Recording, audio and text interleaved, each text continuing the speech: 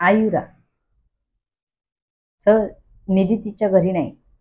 आपल्या माणसांनी आजूबाजूला चौकशी केली. राकेशने सांगितलं. काय? हे ऐकून अधिराज उडालाच. इथून पुढे निधी घरी नाही, मग गेली कुठे? राकेश, मला कोणत्याही परिस्थितीत निधी हवी आहे समोर. तू आपल्या लोकांना कामाला लाव. अधिराज चिडतच म्हणाला. त्याला वाटलंच नव्हतं निधी इथून पळ काढेल. तिचा तो हिरो आणि ती तर नाही ना पळाली.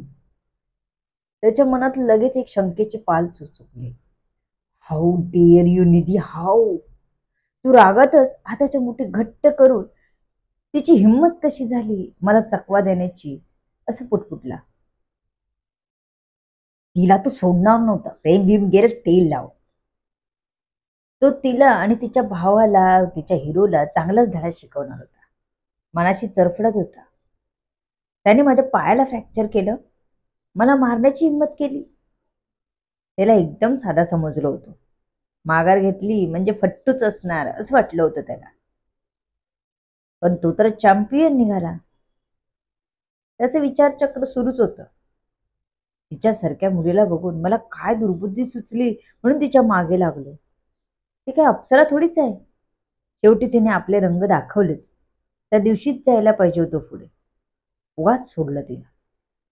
तो झालेल्या गोष्टींचा पाडा वाटत होता. मनात मात्र धगधगत होत. आयुषला अधिराज परत आल्याचं कळलं नव्हतं. तो आपल्या उद्योगात रमला होता. घरात सुंदर बायको असताना 2 महिने झाले होते. त्यांच्यात किस आणि मिठी व्यतिरिक्त काही होऊ शकलं नव्हतं. त्याने एकदा प्रयत्नही केला होता पुढे जायचा, पण तिच्या चेहऱ्यावरची भीती, अंगाची थरथर आणि तिचं ते ओरडणं पाहून तो मागे झाला होता. एवढं काय घाबरण्याचं कारण होतं त्यालाही माहित नव्हतं. किती माणसाचा अंत बघायचा. तो अक्षरशः वैतागून गेला होता. आत्ता आत्ता तर सरळ पाठ करूनच झोपून देत होता. आयुरालाही वाईट वाटत होतं, पण पुढे जायची भीतीही वाटत होती. आज सकाळीच तो तिला सांगून गेला होता कानात, आयु, माझे पेशंट संपले. आज रात्री तू स्वतःला तयारी ठेव. मी तुझं काहीच ऐकणार नाही. त्याच्या बोलण्याने तिला एकदम लाज वाटली. पण त्याचंही बरोबर होतं. अजून किती दिवस वाट बघणार होता त्याच्या होकाराची. तिने स्वतःहून आपल्याकडे यावं म्हणून त्यांनी खूप प्रयत्न केले.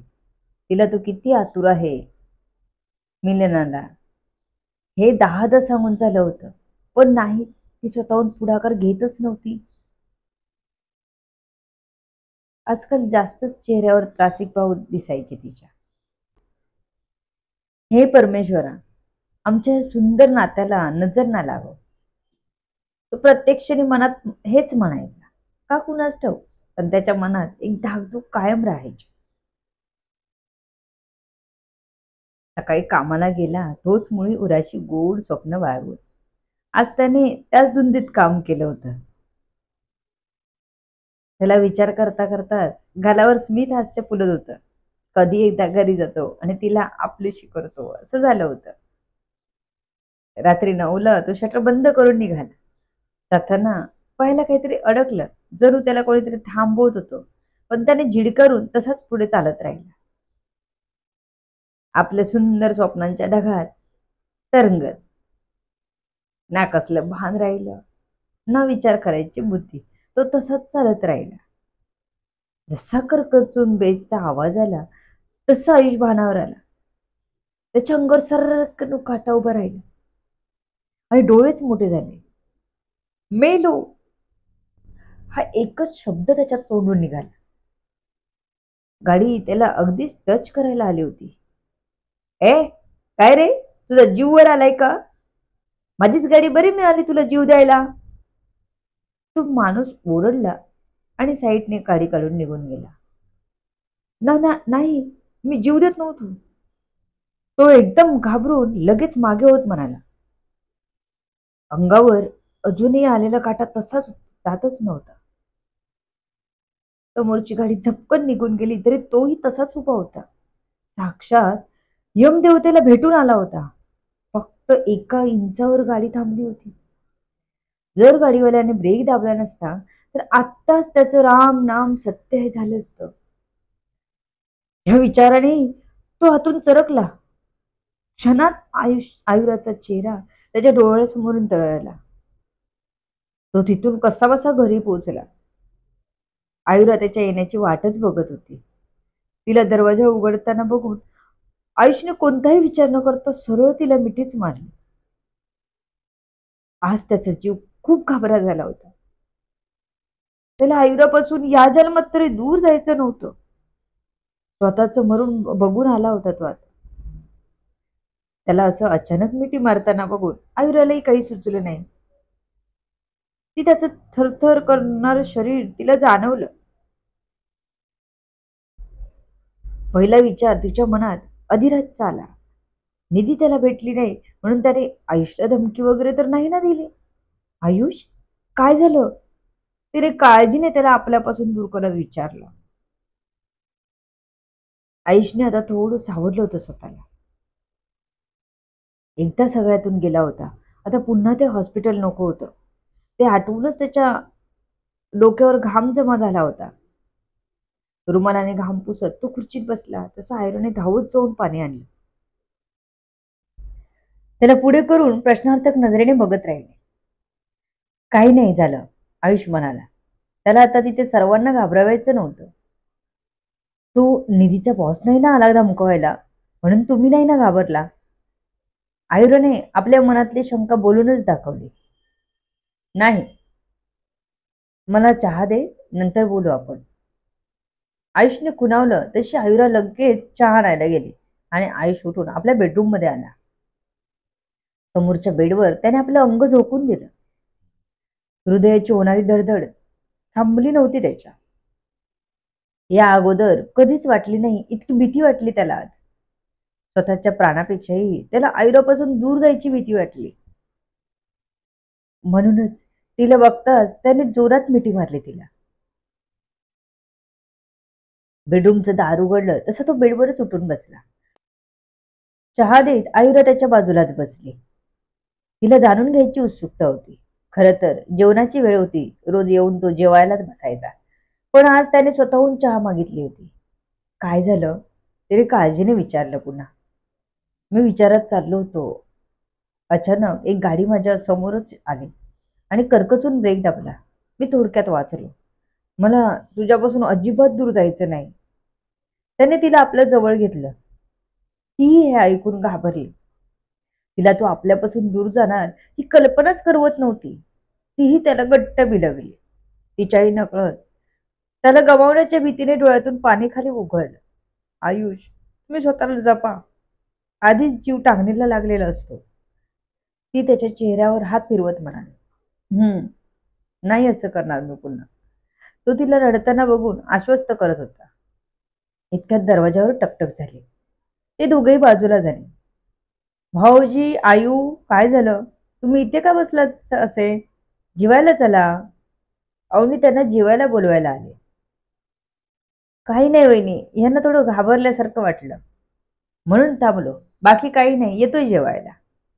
आयुरा अवनीला म्हणाली तसं अवनी निघून गेली. आयुष आत्ता हळूहळू त्या भीतीतून बाहेर होत होता. पण आयुषचा विचार करणं चालूच होतं. त्याचं जेवणात लक्ष नव्हतं. त्याला काहीतरी चुकल्यासारखं वाटत होतं. आपल्या वळणावर एवढी फास्ट गाडी कोणीच आणत नाही. मग ह्याने का एवढी स्पीडने आणली गाडी? हॉर्न तर वाजवू शकला असता ना. त्याला आत्ता आत्ता काहीतरी गोष्टी क्लिक होत होत्या. जेव्हा कर्कचून ब्रेकचा आवाज आला तेव्हाच त्याला जाणीव झाली होती आपल्या जवळ गाडी लिहायची. कोणी मुद्दाम मला घाबरवण्यासाठी तर असं करत नसेल ना. तो या विचारानेच चपापला. आपल्या मागे कोण असेल? खरंच अधिराज नाही ना? निधी त्याला नाही मिळाली तर तो मला नाही ना घाबरवत? आयुषला आयुरा बोलल्यापासून फक्त तोच विचार डोक्यात फिरत राहिला होता.